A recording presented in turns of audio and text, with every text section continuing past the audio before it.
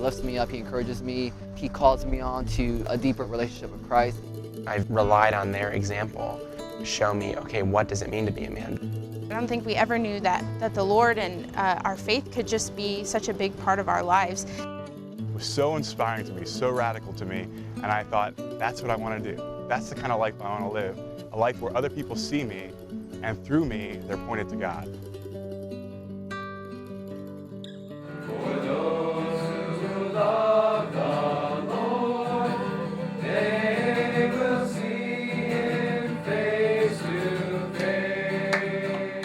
When I first encountered the brothers, I was a little skeptical of them at first because I didn't know what a brother was or where they were coming from.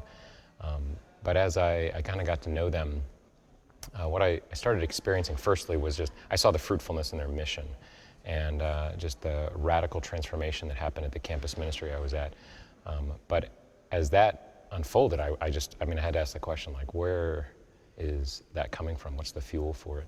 And so I started looking more and more deeply into their life, and I saw their fraternity together, their brotherhood together, and how that just impelled them forth on mission. Our community life is rich because the brothers themselves have been captured by the Lord.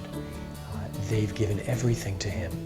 And when you have brothers as a body, as a team together, who work in unison, who work at building up our unity together, that makes for a rich community life. When the brothers experience seeing students who are given over to the Lord, and they in turn are trying to bring the gospel message to their friends in the dorms, to their friends in the classrooms, that's encouraging, that's exciting to see. Then you know that the gospel message has taken place in their hearts. The Brotherhood of Hope, they're like spiritual fathers to us. And it wasn't until I met the brothers that they actually instilled in me this idea of what it means to be at the Mass and what it means to be a true Catholic. For me growing up, I didn't necessarily have that. I didn't necessarily know, okay, what does a good Catholic man look like? So it was, I think, not only helpful, but I don't think I would be the man I am today. I know I wouldn't be the man I am today if it weren't for the brothers and their example. So when I was a college student, I came to campus ministry here at Florida State University, and I experienced a real relationship with God. I knew a lot about God, but I didn't necessarily know God. And I came to know a relationship with God, and it changed my life. So now as a brother, my life, I get to do the same thing for other people. Help them to come to know the God who loved them, who creates them, who redeemed them. And it's a great joy. It's a great joy to live this life. It's such that you live in community life, and you make vows. And the vows are chastity, poverty, and obedience. And it's a triple expression of a singular yes. We say yes to God through our vows.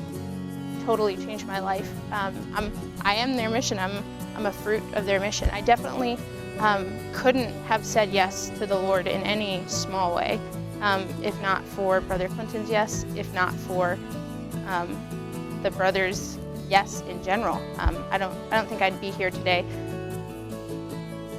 At his first profession of temporary vows, the brother receives the full gray habit of our community as a sign of his full consecration to Jesus Christ. People can be confident when they turn to Christ. People can be confident when they lay their lives before the Lord. People can be confident as we go out and proclaim the gospel message to students at universities, to our families, to our friends, to everybody. We have hope in Christ. In the scriptures, it speaks about the Lord looking for a man to stand in the gap, to stand in the breach of the wall, to protect the city Jerusalem. I believe the Lord's called us to rise up and to stand in the gap. And I think He's challenging other men, other women, to respond to God's grace in that same way, with that same power, to stand in the gap. But He asks each of us, will you come? Will you follow me? Will you stand in the gap for me?